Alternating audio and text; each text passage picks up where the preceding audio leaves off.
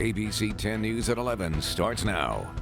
The San Diego Unified School District unanimously approves a COVID vaccine mandate for employees and eligible students. That decision came down less than 2 hours ago.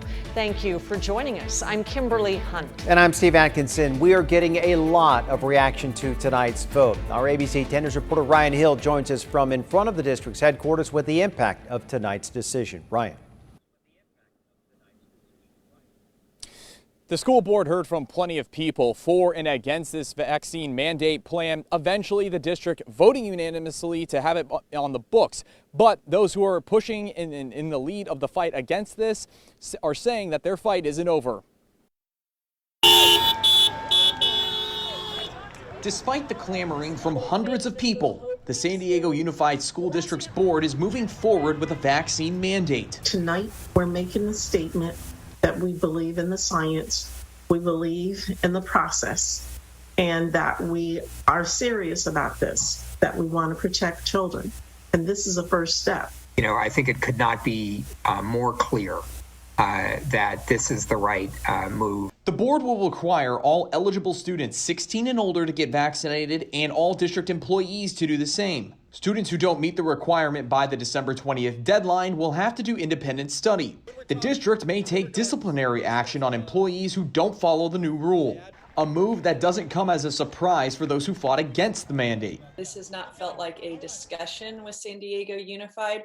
I was actually on the line, called in, and there were technical difficulties, and I didn't even get to speak during the public comment, which is why so many parents don't feel heard when a meeting is virtual. Even though there's been pushback, the district hopes to have open communication following their decision. We do not want to have, at the end of moving this policy forward, we do not want to have students who are not coming to school, not because their parents made a clear choice to choose not to have them vaccinated, but because the parents didn't get the right information at the right time. Though opponents of the mandate say this isn't their last stand, despite the district making its stand on who has to get their shots. Absolutely not. Let Them Breathe is going to be moving forward with this Let Them Choose initiative to stand for choice. They want to be able to make those choices themselves, and we're working with a winning legal team, and we're going to be moving forward with legal action. There was a proposed amendment to approving the vaccine mandate plan tonight to include those to make it 12 and up. The district is deciding to table that for now, considering they want to see how many students that are 12 and up have gotten the vaccine. Considering that for right now, it's for those students, it's for emergency use authorization, not fully FDA approved at this time. Ryan Hill, ABC 10 News. All right, Ryan, thank you. And tonight, Governor Newsom says a vaccine mandate for all California schools is on the table. Speaking today, Newsom said, quote, "We are in discussions with 1,050 school districts," and added, "We are working very closely with their staff to understand the logistical challenges and the hurdles." LA Unified and Oakland Unified have both voted to enact a vaccine requirement for eligible students.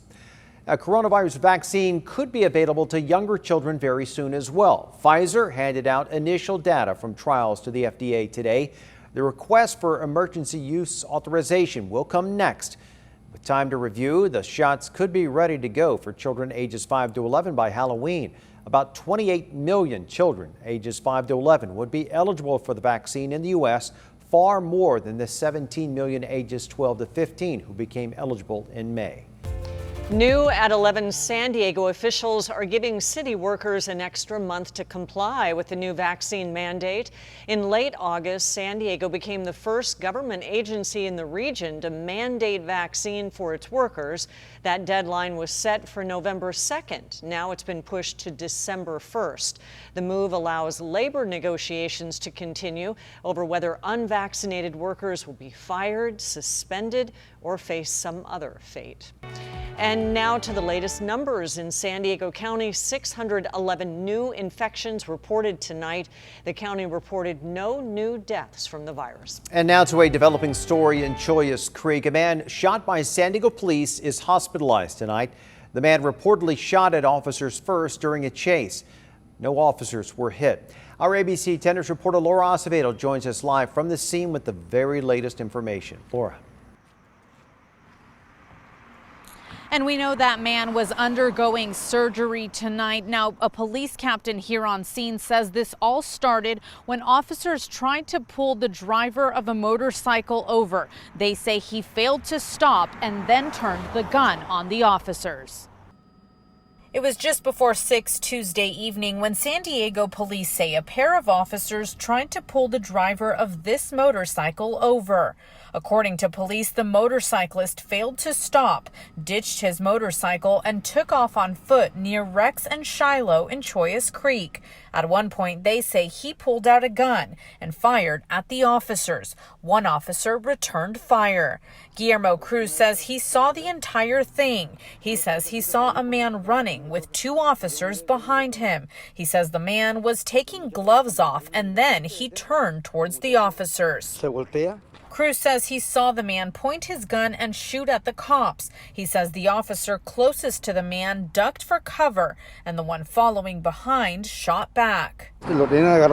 Cruz says he was shocked but watched as officers put the man in handcuffs. He says he was bleeding and gasping for air. One of the two officers involved in the chase was hurt with minor injuries. He was taken to the hospital as a precaution. Now, the man hasn't been identified, but police do tell us that he is in his mid-30s. The two officers involved in this incident are expected to be put on administrative leave, which is standard protocol. Reporting live in Choyas Creek, Laura Acevedo, ABC 10 News. Thank you, Laura. Meantime, a man was shot by a sheriff's deputy in Vista this afternoon. It started about 12:30 when a 911 caller reported being threatened with a knife at a 7-Eleven. The suspect took off by the time deputies arrived. About a half hour later, they spotted him with a knife in the backyard of a house. This guy walked by and I thought, okay, well, he doesn't look too normal. I'm just going to keep an eye on him. And he was gone. And then a couple minutes later, there is a gentleman coming down the street running, and that's when he was chasing the gentleman. Deputies say as they tried to get the man to drop the knife, he picked it up and what appeared to be a rifle, at which point he pointed it at the officers. He was shot. It turned out to be a long-barreled pellet gun. He was taken to the hospital and his condition has not been released. We will soon find out whether a man convicted of shooting two San Diego police officers, one fatally, will get the death penalty. Closing arguments in the penalty phase were made today in the case against Jesse Gomez. He was found guilty earlier this month of first-degree murder for the 2016 shooting death of Officer J.D. de Guzman. And now a jury is deciding whether he will get the death penalty or life in prison. They'll return tomorrow for further deliberations. Todd Gloria is continuing his first trip to Washington, D.C. as mayor of San Diego. Tonight, Gloria tweeted this picture with California Senator Alex Padilla. He says the two discussed infrastructure and immigration. Earlier, Gloria met with Anthony Love, the director of the U.S. Interagency Council on Homelessness. Gloria also plans to meet with White House officials and discuss topics like lifting travel restrictions at the border. And lawmakers in Washington, they are in a race against time tonight to avoid a government shutdown and prevent a default of the U.S. government in its debt. Congress must act before midnight Thursday to avoid a shutdown.